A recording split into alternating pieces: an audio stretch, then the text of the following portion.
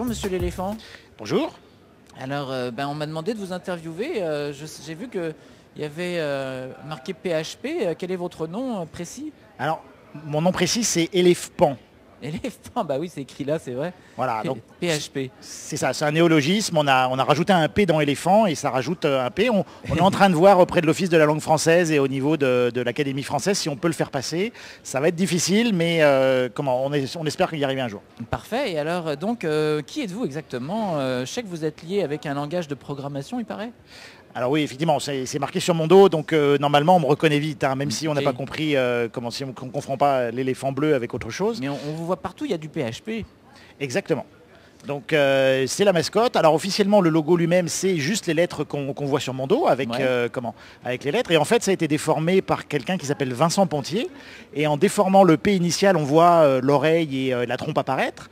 Le deuxième P fait tout à fait mes fesses. Et en modifiant un peu le H, ça fait le corps. Donc c'est comme ça que la notion d'éléphant est arrivée par rapport à PHP. Ah, c'est vrai. Et à partir de là il y a eu il y a eu des dessins qui ont été faits en 2D et qui ont été très vite adoptés par la communauté en général. C'est bien. Puis alors aujourd'hui, en fait, je sais que vous organisiez une conférence depuis longtemps à Montréal, PHP Québec.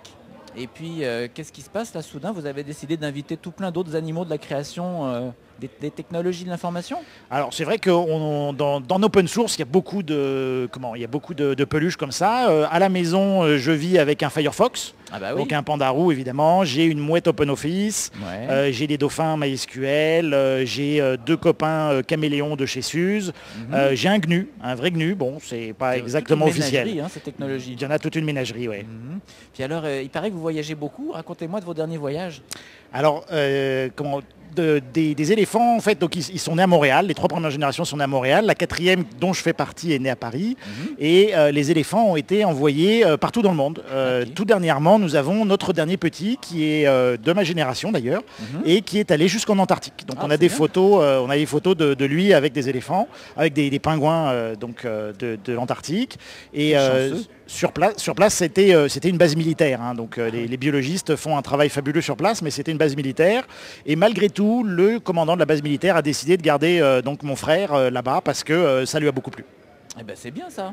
Et puis sinon, est-ce qu'on vous voit dans d'autres parties du monde, en Europe ou ailleurs? On le voit partout. Pour vous donner quelques points où on est allé, j'ai été expédié, j'ai des frères qui sont installés en Angola. J'ai un cousin qui est installé à la Maison Blanche, puisque on fait des photos de lui sur la tribune officielle de Barack Obama. L'éléphant bleu à la Maison Blanche, c'est exactement. Bien, ça. Je suis allé plusieurs fois jusqu'à Disney, puisque la princesse Ariel de la petite sirène a pris une photo avec moi.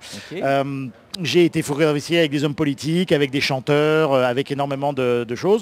On a plein de projets délirants avec des éléphants qui iraient un petit peu partout et pour l'instant ça reste encore secret. Eh bien c'est bien. Mais alors je pensais que vous étiez un langage de programmation agile et pourtant vous avez l'air un peu lourdeau.